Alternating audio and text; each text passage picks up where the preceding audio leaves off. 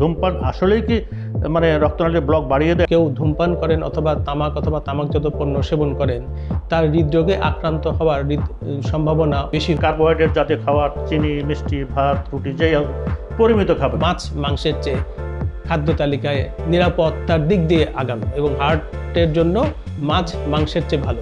তার মানে এই না যে মাংস খাওয়া যাবে না, মাংস অবশ্যই খাওয়া যাবে, কিন্তু পরিমিত পরিমাণে খেতে হবে। ডিমের হলুদ অংশ একটা সাদা অংশ থাকে, একটা হলুদ অংশ, বা হার্টের রোগীদের জন্য বা প্রিভেনশনের জন্য হলুদ অংশ খাওয়া যাবে না। ডিম যেমন ক্ষতিকর চর্বি রক্তে বাড়ায়, ঠিক সাথে সাথে ভালো চর্বিও কিন্তু বাড়ায়। সার্বিক বিবেচনায় এবং দাম, তার সাথে সাথে প্রাপ্যতা, এসব চিন্তা করলে কিন্তু এই সয়াবিন তেল বেশ ভালো গ্রহণযোগ্য তেল। আমাদের একটা গবেষণায় দেখা গেছে যে বাংলাদেশে প্রতি 3 জন প্রাপ্তবয়স্ক মহিলার একজনের ওজন বেশি এবং প্রতি 5 জন প্রাপ্তবয়স্ক পুরুষের একজনের ওজন বেশি। তার মানে ওজন আমাদের একটা প্রধান সমস্যা। ওজনটাকে সীমিত রাখতে হবে, এটা হার্টের জন্য অবশ্যই ভালো। ডিয়ার অল, আজকের পডকাস্টে আপনাদেরকে আমন্ত্রণ জানাচ্ছি। আজকের পডকাস্টের বিষয়বস্তু হার্ট ভালো রাখার কৌশল। আমার সাথে সংযুক্ত আছেন very intelligent clinical cardiologist and researcher doctor Monowarul Islam. উনি বর্তমানে অ্যাসেট প্রসেস হিসেবে হৃদরোগ হাসপাতালে কর্মরত আছেন। Monowar, thank you for coming here and to join with this podcast. হৃৎপিণ্ড তো আসল কথা কি, মানুষের হার্ট তো একটাই, আমরা বলে থাকি। কিডনি দুটো, ব্রেন, আপনার সবগুলো অর্গানই দুটো দুটো করে, হার্ট একটাই। এবং হৃৎপিণ্ডের অসুখ সারা ওয়ার্ল্ডেই বেশি এবং আমাদের দেশেও কিছু বেশি। সবে সারা ওয়ার্ল্ডে ডেভেলপিং কান্ট্রিজে আমাদের একটু তারতম্য হলো, এটা অনেক ইয়াং বয়সেই হচ্ছে। সুতরাং আজকে মনোয়ারের সাথে কথা বলবো, আমরা খুব ইনফর্মালি কথা বলবো মনোয়ার, যে হার্টটা কীভাবে ভালো রাখা যায়। এখন টিপস অ্যান্ড ট্রিক্স, মানে কী কী পদ্ধতি করলে আমাদের হার্টটা ভালো রাখা যাবে। মনোয়ার, তুমি কি কিছু কথা বলবে? যেমন হলো কি সিগারেট, ধূমপান নিষিদ্ধ, তারপরে হাঁটাহাঁটি, এইসব বিষয়গুলো আর কি, সাধারণ বিষয়গুলো। এবং সবসময় কিন্তু রুগীরা এসে আমাকে বলে কি, স্যার আমার হার্টটা কীভাবে ভালো রাখবো। আমিও কিন্তু অনেক সময় বলি আমার হার্টটা কীভাবে ভালো রাখবো। স্যার, আপনাকে ধন্যবাদ। আসলে আমি একটু শুরুর কথা বলি যে হৃদরোগ সারা পৃথিবীর মতো আমাদের দেশেও একটা প্রধান সমস্যা এবং পৃথিবীতে মৃত্যুর যে প্রধান কারণগুলো আছে তার মধ্যে হৃদরোগ একটা খুবই গুরুত্বপূর্ণ কারণ এবং আমাদের দেশেও তাই। পৃথিবীর অনেক দেশের চেয়ে আমাদের দেশে, বিশেষ করে বাংলাদেশি মানুষে হৃদরোগে আক্রান্ত হওয়ার এবং এটার যে জটিলতা সেগুলোতে ভোগার সম্ভাবনা অনেক বেশি। এর পিছনেও বহু কারণ আছে। আমরা যদি একটু পরিসংখ্যানের দিকে যাই তাহলে আমাদের দেশে প্রায় শতকরা 5 জন মানুষ হৃদরোগে ভোগেন, কোনো না কোনো ধরনের হৃদরোগে ভোগেন। এই 5 জন মানুষ যারা হৃদরোগে ভোগেন তাদের মধ্যে প্রাপ্তবয়স্কদের মধ্যে 4 থেকে 6 জন, শতকরা 4 থেকে 6 জন ভোগেন হচ্ছে করোনারি হৃদরোগে, অর্থাৎ হার্টের রক্তনালী হৃদরোগে ভোগেন, যার একটা প্রকাশ হচ্ছে হার্ট অ্যাটাক এবং অনেক সময় এটাতে মানুষ মারাও যায়, আপনারা হয়তো সবাই জানেন আর কি। এছাড়া বাংলাদেশে প্রাপ্তবয়স্ক মানুষের মধ্যে প্রায় 20 থেকে 25 জন 100 জনে ভোগেন উচ্চ রক্তচাপে। প্রতি 1000 জনের একজনের কমে এখন এই মুহূর্তে আমাদের দেশে ভুগছেন বাতজ্বরজনিত হৃদরোগে। এছাড়া অন্যান্য যেসব হৃদরোগ আছে তার মধ্যে এই হার্টের ফেইলিওর অথবা অ্যারিথমিয়া, এসবেও আমাদের দেশে বেশ সংখ্যক মানুষ ভোগেন। এছাড়া আমাদের 20 থেকে 30 জন 1000 জন জীবিত জন্মগ্রহণকারী শিশুর মধ্যে 20 থেকে 30 জন জন্মগত হৃদরোগে ভোগেন এবং নিয়ে জন্মগ্রহণ করেন। কাজে এই হৃদরোগ পৃথিবীর অন্যান্য জাতির মতোই আমাদের জন্য একটা খুবই গুরুত্বপূর্ণ সমস্যা। এই ব্যাপারে এখন হৃদরোগে আমরা কেন আক্রান্ত হই, কেন আমাদের প্রবণতাটা বেশি উচ্চ ঝুঁকি, আমি একটু করি এখানে। আমরা আজকে কথা বলবো জন্মগত হৃদরোগ না, বাতজ্বর হৃদরোগ না, আমরা রক্তনালীর ব্লকের কারণে কী সমস্যাটা হয় এবং কীভাবে প্রিভেন্ট করা যায়। যেমন ধূমপান আমরা বলে থাকি, ধূমপান করবেন না বললেই তো হবে না। অনেক পেশেন্ট আমার কাছে এসে বলে, স্যার আমি তো ধূমপান করি না, তাহলে আমার হার্টের অসুখ হচ্ছে কেন? আবার বলে যে আমার আত্মীয় তো ধূমপান করে, তাহলে তার তো অসুখ হচ্ছে না। সো এই পয়েন্টগুলো তুমি হাইলাইট করো। ধূমপান আসলেই কি মানে রক্তনালীর ব্লক বাড়িয়ে দেয় নাকি? এই রক্তনালী হৃদরোগ হওয়ার জন্য আসলে একক কোনো কারণ সবসময় দায়ী না। বিভিন্ন ধরনের কারণ আছে, তার মধ্যে একেবারে জেনেটিক কারণ থেকে শুরু করে, অর্থাৎ জন্মগত কারণ থেকে শুরু করে অন্যান্য জীবনযাত্রা, খাদ্যাভ্যাস, সেগুলো বিভিন্ন রকমের ব্যাপারও এই হৃদরোগের জন্য ভূমিকা রাখে। তার মধ্যে ধূমপান, যে কথাটা আপনি বললেন, ধূমপান হচ্ছে একটা প্রধান কারণ, এবং আধুনিক সভ্যতায় ধূমপান একেবারে বিভিন্ন রকম রোগের একটা মূল কারণ হিসেবে বিবেচিত। তো বাংলাদেশে যদি আমরা দেখি, প্রতি 2 জনের 1 জন প্রাপ্তবয়স্ক পুরুষের 1 জন হচ্ছে ধূমপায়ী, এবং মহিলাদের মধ্যে যদিও সরাসরি ধূমপানের প্রবণতা বাংলাদেশে খুব কম, কিন্তু আমরা যদি তামাক এবং তামাকজাত পণ্য সেবনের ব্যাপারটাও আমলে নেই, যার সাথেও কিনা হৃদরোগের একটা সম্পর্ক আছে, সেখানে প্রায় 3 জনের 1 জন প্রাপ্তবয়স্ক মহিলা তামাকজাত পণ্য সেবন করেন। তো এগুলোর সাথে এই হৃদরোগের সম্পর্ক এটা প্রমাণিত। এই যখন কেউ ধূমপান করেন অথবা তামাকজাত পণ্য সেবন করেন, তার হৃদরোগে আক্রান্ত হওয়ার সম্ভাবনা অন্য যারা করেন না, অধূমপায়ী অথবা যারা তামাকজাত পণ্য সেবন করেন না, তাদের চেয়ে কিন্তু বেশি হয়ে যায়। তার মানে ধূমপান হৃদরোগের রক্তনালীতে ব্লক তৈরি করে, এ ব্যাপারে কোনো সন্দেহ নাই। কাজে আমরা বলতে পারি এটা সবাইকে যে না, ধূমপান আপনি করবেন না, ধূমপান থেকে পরিহার থাকুন, তাহলে আপনার হার্টের রক্তনালীতে ব্লকের প্রবণতা অনেক কমে যাবে, অথবা আপনার ব্লক হবে না তা বলতে পারে না, প্রবণতা অনেক কমে যাবে। আপনি ধূমপান করেন তাহলে হার্টের ব্লকের পরিমাণটা বেড়ে যাবে। আর হেলদি ফুড সম্বন্ধে, হেলদি হার্ট, এটাও একটা খুবই গুরুত্বপূর্ণ ইস্যু, কেননা আমাদের বেঁচে থাকার জন্য খাবার গ্রহণ করতে হবে, যেটাকে আমরা বলি হার্ট হেলদি ডায়েট।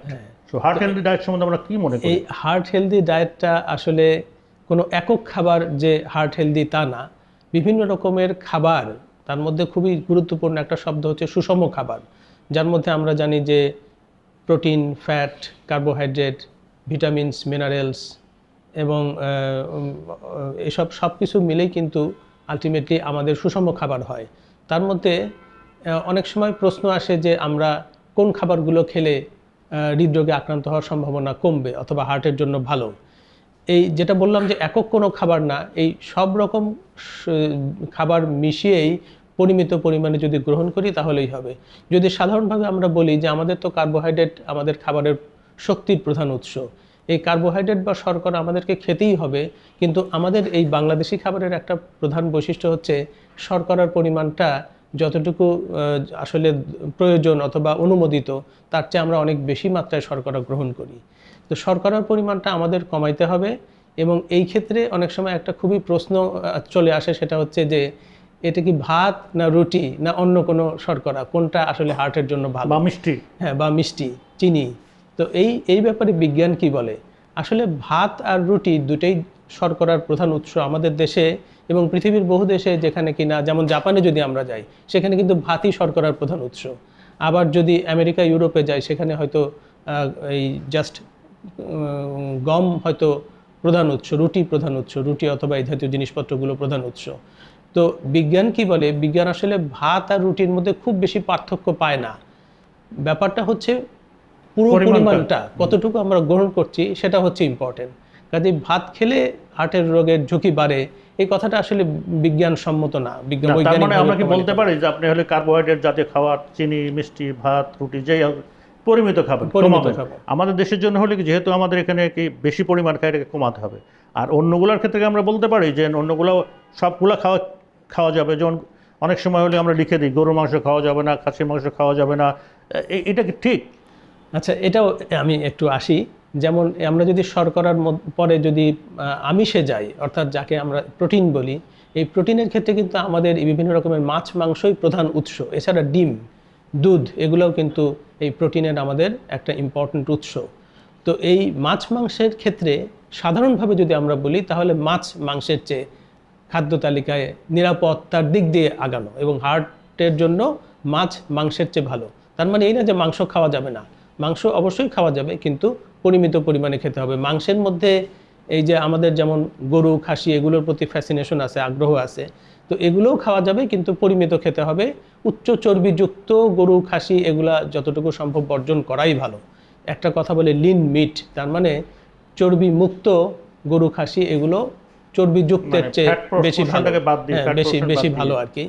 এছাড়া মাছ, কিন্তু এই সাজেশনটা কি আমাদের জেনারেল পিপলের জন্য অ্যাকসেপ্টেবল? কারণ গ্রামগঞ্জে চিন্তা করা হয় তো মাসে কয়দিন তারা গরুর মাংস খায়, কয়দিন খাসির মাংস খায়। অবশ্যই এটা রিচ পিপলদের জন্য হতে পারে, কিন্তু গ্রামগঞ্জে কিন্তু এই প্রতিদিন গরুর মাংস, এভরিডে অল্টারনেটে গরুর মাংস, এটা কিন্তু হয় না, মাসে হয়তো একবার খাবে। আর সেটাকেও যদি নিষিদ্ধ করে দিই, তাহলে তো এটা কতটুকু যুক্তিসঙ্গত আমি জানি না। আসলেই তাই। যে ইস্যুটা আপনি তুলেছেন সেটা অত্যন্ত ইম্পর্ট্যান্ট। সেটা হচ্ছে যে আমাদের গ্রামগঞ্জের বিশেষ করে যারা নিম্নবিত্ত অথবা নিম্ন মধ্যবিত্ত মানুষ, তাদের তো হয়তো প্রতি মাসে 1 দিন 2 দিন এরকম হয়তো মাংস খেতে পারেন কি পারেন না। সেক্ষেত্রে আমরা যদি খুব বেশি রকম বাছাবাছি করি তাহলে তো সেটুকুও জুটবে না। কাজেই জাস্ট স্বাভাবিকভাবে যা পাচ্ছেন সেটুকু খাওয়াটাই ভালো। তার মধ্যেও খেয়াল রাখতে হবে যে যেটুকু পাইলাম তার মধ্যেও যদি খুব বেশি পরিমাণে চর্বি কিংবা এগুলো থাকে সেটুকু বর্জন করাটা বোধহয় ভালো আর কি। না, আমরা কি একটা জেনারেল একটা সাজেশন দিতে পারি? গ্রামগঞ্জে তো কার্বোহাইড্রেটও বেশি আছে, ভেজিটেবলও বেশি আছে। সো কার্বোহাইড্রেটকে কমিয়ে দিয়ে ভেজিটেবল, গ্রামগঞ্জে প্রচুর ভেজিটেবল আছে, ভেজিটেবলের দিকে তারা কনসেন্ট্রেশন করবে। So that's a good adjustment. হ্যাঁ, অবশ্যই এটা খুবই দরকার। কারণ আসলে কিন্তু আমাদের প্রচলিত ধারণার বাইরে আমাদের গ্রামগঞ্জের মানুষগুলোরও মধ্যে কিন্তু এখন এই স্থূলতা অর্থাৎ ওবেসিটির পরিমাণ কিন্তু এখন বেশ বেশি, প্রকোপ বেশ বেশি। ডিম তো সব জায়গায় অ্যাভেলেবল, এবং গ্রামগঞ্জে পোলট্রি ফার্ম আছে, সব কিছু ডিম কিন্তু অ্যাভেলেবল সব জায়গায়, এবং ঢাকার চেয়ে কিন্তু পেরিফেরিতে ডিমের দাম কম। ডিমের হলুদ অংশ আছে, একটা সাদা অংশ থাকে, একটা হলুদ অংশ। সো হলুদ অংশ খাওয়াকে নিষেধ, মানে বলবে যে স্যার আমি তো সাদা অংশ খেতে পারবো, হলুদ অংশ খেতে পারবো কি পারবো না, কমন প্রশ্ন কিন্তু। বা হার্টের রোগীদের জন্য বা প্রিভেনশনের জন্য হলুদ অংশ কি খাওয়া যাবে না? এটাও খুবই গুরুত্বপূর্ণ একটা বিষয়। আসলে ডিম আমাদের খাবারের একটা খুব গুরুত্বপূর্ণ অনুষঙ্গ। এখন ডিম নিয়ে চিন্তা ভাবনার কোনো শেষ নাই। আসলে বিজ্ঞান কি বলে? বিজ্ঞান বলে যে সত্যি সত্যি ডিমের কুসুম যেটা হলুদ অংশ, সেখানে ফ্যাটের পরিমাণ অনেক বেশি, এবং প্রায় একটার অ্যাভারেজ সাইজের ডিমে কুসুমের মধ্যে 180 মিলিগ্রামের মতো কোলেস্টেরল থাকে। আর একটা মানুষের ক্ষেত্রে দৈনিক কোলেস্টেরলের অনুমোদিত মাত্রা 300-র বেশি কোনোভাবেই না। যদি ওনার ঝুঁকি বেশি থাকে তাহলে 200-র কম। তো সেই ক্ষেত্রে একটা ডিমই তো কাভার করে ফেলে। কিন্তু যদি আমরা আসলে বিজ্ঞানের ভাষায় বলি তাহলে বলতে হয় যে এই ডিম যেমন ক্ষতিকর চর্বি রক্তে বাড়ায়, ঠিক সাথে সাথে ভালো চর্বিও কিন্তু বাড়ায়। কাজেই ডিমের যে মূল ইফেক্ট, আলটিমেটলি ভালো আর খারাপ কাটাকাটি করে নেট ইফেক্টটা খুব একটা ক্ষতিকর কিছু না, বরং ডিমের অন্যান্য যেসব বিষয় থাকে যেমন প্রোটিন থাকে, ভিটামিনস থাকে, এগুলো কিন্তু আমরা পেতে পারি যদি ডিম খাই। কাজেই একজন স্বাভাবিক মানুষের জন্য প্রতিদিন একটা করে ডিম ক্ষতিকর কিছু, অ্যাটলিস্ট একটা করে ডিম দুটো খেতে পারবে? কারণ অনেক মানুষ বলে স্যার আমার ডিম তো ভালো লাগে, আমি দুটো ডিম খেতে চাই, খেতে পারবে? দুটো ডিম খেলে বরং কুসুম দুটোর না খাওয়াই ভালো। একটার কুসুম খেলো, হয়তো সাদাটা পুরাটাই দুটোই খেলো। সম্বন্ধে কোনো সাজেশন আছে? মিল্ক আসলে এই দুধ এবং দুগ্ধজাত খাবার এগুলো কিন্তু স্বাস্থ্যের জন্য ভালো, সব বয়সের জন্যই ভালো। তার মধ্যে যারা একটু বয়স্ক মানুষ তাদের যেহেতু হাড় ক্ষয়ের ব্যাপারটা অবধারিতভাবে হবেই, সেই ক্ষেত্রে দুধ হচ্ছে আমাদের ক্যালসিয়াম এবং ভিটামিন ডির একটা খুব গুরুত্বপূর্ণ উৎস, যেটা দুধ খেলে বরং আমাদের ওই দিকটার সাথে সাথে কোনো কোনো রিসার্চে দেখা গেছে যে হার্টের জন্য, এর জন্য সুস্থতার জন্য দুধটা ভালো।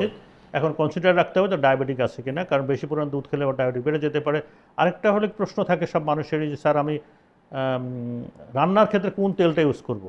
সোয়াবিনের তেল আছে, অলিভ অয়েল আছে, সরিষার তেল আছে। অনেক সময় দেখা যায় বলা আছে যে আমাদের দেশে তো অনেক সময় সরিষার তেলকে প্রাধান্য দেওয়া হয়। সো আমি শুনতে চাই সরিষার তেল সম্বন্ধে, সরিষার তেলের উপকারিতা ক্ষতিকার সংক্ষেপে, যে সরিষার তেল খাওয়া যাবে কি যাবে না, সোয়াবিনের তেল খাওয়া যাবে কি যাবে না। অলিভ অয়েল ডেফিনেটলি বেনিফিশিয়াল, কিন্তু অলিভ অয়েল তো আর সব মানুষের জন্য সম্ভব না। So what should be the best suggestion for our community? Sir, এটাও একটা খুব গুরুত্বপূর্ণ বিষয় আমার কাছে মনে হয়। তো এই ভোজ্য তেলের মধ্যে আমাদের প্রধান তেল হচ্ছে, ভোজ্য তেল হচ্ছে সয়াবিন তেল, সরিষার তেল আর পাম অয়েল, যেটার আমরা খুব একটা স্বীকৃতি দেই না, কিন্তু এটাও কিন্তু আমরা খুব ব্যাপকভাবে ব্যবহার করি। বাংলাদেশের নাম্বার 1 নাম্বার 2 তেল কিন্তু এরকমভাবে সয়াবিন তেল এবং পাম অয়েল। তো যদি আমরা আসি যে এই সয়াবিন তেলে আসলে অসম্পৃক্ত চর্বির পরিমাণ অনেক বেশি, এবং সয়াবিন তেল এখন বিজ্ঞান বলে যে ভোজ্য তেল হিসাবে বেশ ভালো রকম গ্রহণযোগ্য। আরও যেসব তেল আছে যেমন জলপাই তেলের কথা আপনি বললেন, অলিভ অয়েল অথবা সূর্যমুখীর তেল, এগুলোও ভালো, কিন্তু সব সার্বিক বিবেচনায় এবং দাম, তার সাথে সাথে প্রাপ্যতা, এসব চিন্তা করলে কিন্তু এই সয়াবিন তেল বেশ ভালো গ্রহণযোগ্য তেল। আর পাম তেল নিয়ে তর্কের শেষ নাই, কেউ বলে ভালো, কেউ বলে খারাপ, তবে এর মধ্যে পাম তেল কথা বলছি। তো এর মধ্যে আসলে সম্পৃক্ত চর্বির পরিমাণটা বেশি থাকার জন্য পাম তেল অতিরিক্ত গ্রহণ করাটা বোধহয় খুব একটা স্বাস্থ্যসম্মত না। এবার আসি আমাদের যেটা নিজস্ব তেল, আমাদের একেবারে শত শত হাজার হাজার বছর ধরে যে তেল চলে আসছে সরিষার তেল, এটা আসলে কেমন, বিজ্ঞান কি বলে? সরিষার তেলের বেশিরভাগ বৈশিষ্ট্যই কিন্তু খুবই ভালো, এতে অসম্পৃক্ত চর্বির পরিমাণ বেশি, সবই বেশি। কিন্তু অসুবিধা হচ্ছে সরিষার তেলে একটা বিশেষ ধরনের রাসায়নিক পদার্থ থাকে, ইউরিসিক অ্যাসিড। এই ইউরিসিক অ্যাসিডটাই হচ্ছে যত নষ্টের গোড়া অথবা শঙ্কার কারণ। কারণ ইউরিসিক অ্যাসিডের পরিমাণ যদি অনুমোদিত মাত্রার চেয়ে বেশি থাকে, তাহলে যেটা সরিষার তেল অনেক সময় শতকরা 10 ভাগ কিংবা তারও বেশি থাকতে পারে, এই ইউরিসিক অ্যাসিডটা যদি বেশি থাকে তাহলে সেইটা দীর্ঘমেয়াদে হার্টের ক্ষতির কারণ হতে পারে। কোনো কোনো গবেষণায় দেখা গেছে যে এটা হার্টে মাসেলের পরিমাণ, মাংসপেশির পরিমাণটাকে কমিয়ে এর মধ্যে চর্বির পরিমাণটা বাড়ায় এবং আলটিমেটলি মায়োকার্ডিয়াল লিপিডোসিস নামের এক ধরনের প্রবলেম হতে পারে, যেটা অ্যানিম্যাল রিসার্চে পাওয়া গেছে। এই কারণে ইউরোপ আমেরিকাতে কিন্তু এই ভোজ্য তেল হিসাবে সরিষার তেলের অনুমোদন নাই, বরং এই বিভিন্ন রকমের মাসাজ অয়েল হিসাবে এই সরিষার তেল অনুমোদিত। তার মানে এটা হচ্ছে একটা বিষয়। কাজেই আমরা যদি অল্প পরিমাণে খাই তাহলে সরিষার তেল ক্ষতি নাই, কিন্তু বেশি পরিমাণে প্রধান ভোজ্য তেল হিসাবে খাওয়া যাবে না। সরিষার তেলের একটা মানে টাইপ আছে যেটাকে বলে ক্যানোলা অয়েল, কানাডাতে যেটা প্রধান ভোজ্য তেল। সেখানে এই একই সরিষার তেল, কিন্তু এতে ইউরিসিক অ্যাসিডের পরিমাণ শতকরা 2 ভাগের চেয়ে কম। এটা কিন্তু আবার ক্ষতিকর না। এটা হলো কিন্তু কিছুক্ষণ আগেই যেটা মনে তুমি বলছিলে যে হলো কি weight reduction. So ideal weight রাখলে কি হার্টের অসুখটা প্রিভেন্ট হয়? সব মানুষের কি ওয়েটটাকে রিডাকশন করার জন্য কতটা গুরুত্বপূর্ণ? এটাও খুবই ইম্পর্ট্যান্ট একটা বিষয়। আসলে এই ওজনাধিক্য, স্থূলতা, এটা কিন্তু আমাদের এই সভ্যতার উন্নতির সাথে সাথে পৃথিবীর অন্যান্য দেশের মতো বাংলাদেশেও সমস্যা। এবং আমাদের যারা নিউ জেনারেশন, অল্প বয়সী যারা, তারাও কিন্তু আস্তে আস্তে মুটিয়ে যাচ্ছে। আমাদের একটা গবেষণায় দেখা গেছে যে বাংলাদেশে প্রতি 3 জন প্রাপ্তবয়স্ক মহিলার 1 জনের ওজন বেশি এবং প্রতি 5 জন প্রাপ্তবয়স্ক পুরুষের 1 জনের ওজন বেশি। তার মানে ওজন আমাদের একটা প্রধান সমস্যা। ওজনটাকে সীমিত রাখতে হবে, এটা হার্টের জন্য অবশ্যই ভালো।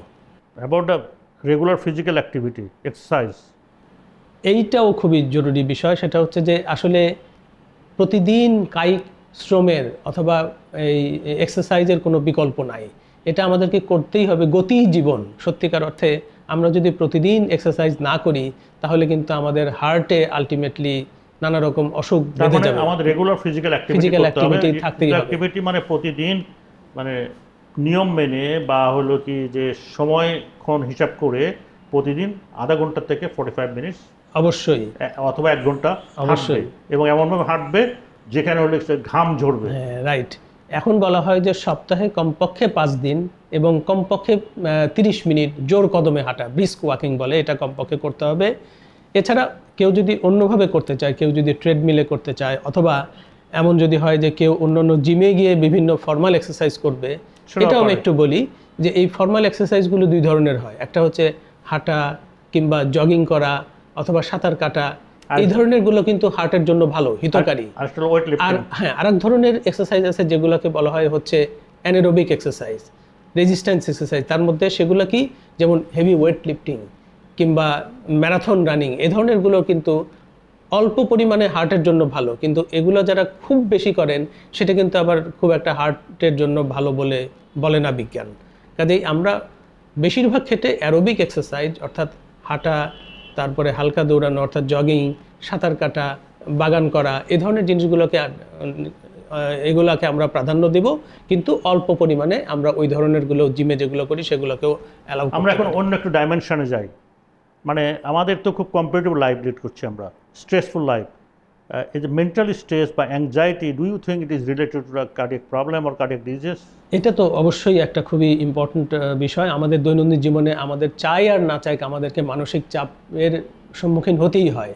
এই মানসিক চাপ অবশ্যই দীর্ঘমেয়াদে শরীরের বিভিন্ন রকমের অসুখ বিসুখের জন্য ভূমিকা পালন করে। ঠিক হার্টের জন্য মানসিক চাপ খারাপ, এবং যারা মানসিক চাপে ভোগেন তাদের হার্টের রোগে আক্রান্ত হওয়ার সম্ভাবনা অথবা ঝুঁকি বেড়ে যায়। যাদের ব্লক আছে সেই ক্ষেত্রে হার্ট অ্যাটাক হতে পারে, তাদের জন্য হার্ট অ্যাটাক হতে পারে। এবং এখন জাস্ট রিসেন্টলি কয়েকদিন আগে ইউরোপিয়ান সোসাইটি অফ কার্ডিওলজি কিন্তু mental health and heart related একটা নতুন গাইডলাইনও ওনারা বের করে ফেলছেন ফর দ্য ফার্স্ট টাইম।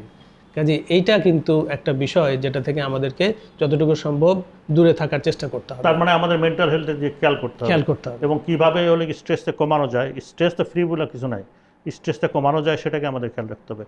আরেকটা বিষয় হলো কি, দেখা যাচ্ছে যে বর্তমান বিশ্বে বলার চেষ্টা করছে বা অনেকে ডকুমেন্ট করার চেষ্টা করে infection and heart disease, infection corona heart disease, যেমন ইনফ্লুয়েঞ্জা ভ্যাকসিন হার্ট ডিজিজটাকে প্রিভেনশন করে কিনা, বা আমরা কিন্তু সেই দিকে খুব একটা স্ট্রেস দিচ্ছি না, বা ইনফেকশনের সাথে হার্টের রক্তনালী ব্লকের আসল রিলেশনটা কি সেটা নিয়েও আমরা কথা বলছি না।